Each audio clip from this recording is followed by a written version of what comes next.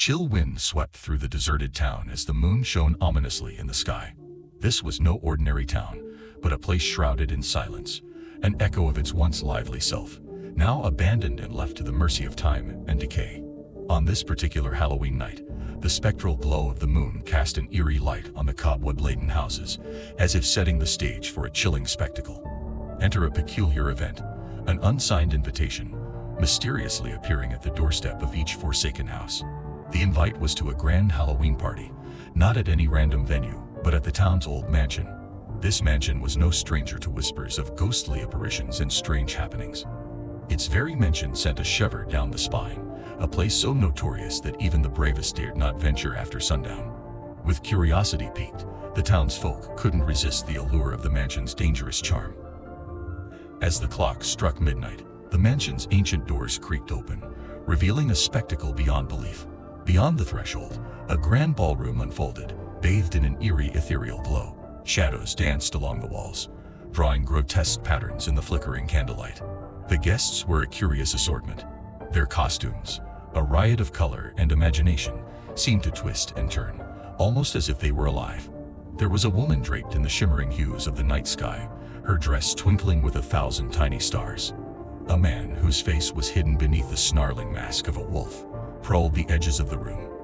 A child, or what appeared to be a child, was adorned in the vibrant stripes of a circus tent, his laughter echoing like the distant chime of a music box. The banquet table, a long, gnarled piece of oak, groaned under the weight of platters of food.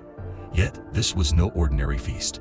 The fruit seemed to pulse with an unnatural vibrancy, the meats twitched as if still alive, and the sweets giggled when they were picked up.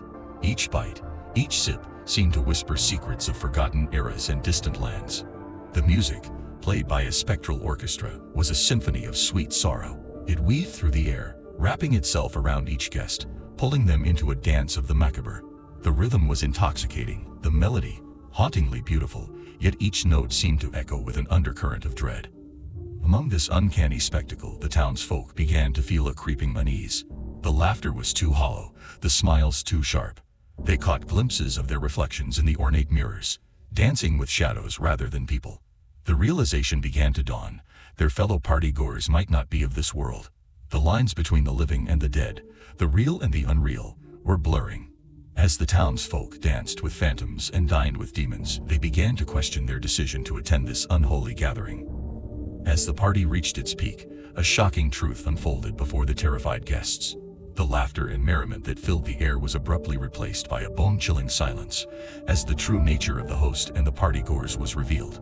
This was not a masquerade, nor a costume party, but a sinister gathering of actual monsters, ghosts, and ghouls.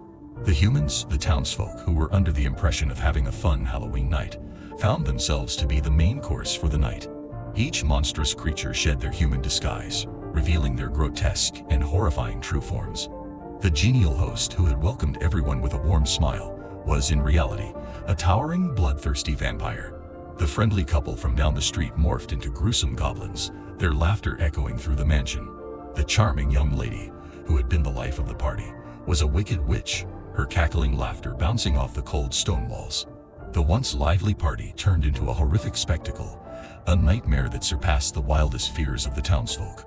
The mansion transformed from a place of joy and laughter to a house of horrors, a hunting ground for the unearthly creatures. The humans, caught in their terror, tried to flee, creating a scene of chaos and panic. Their screams echoed through the mansion, a chilling symphony of fear and despair. The chase was terrifying.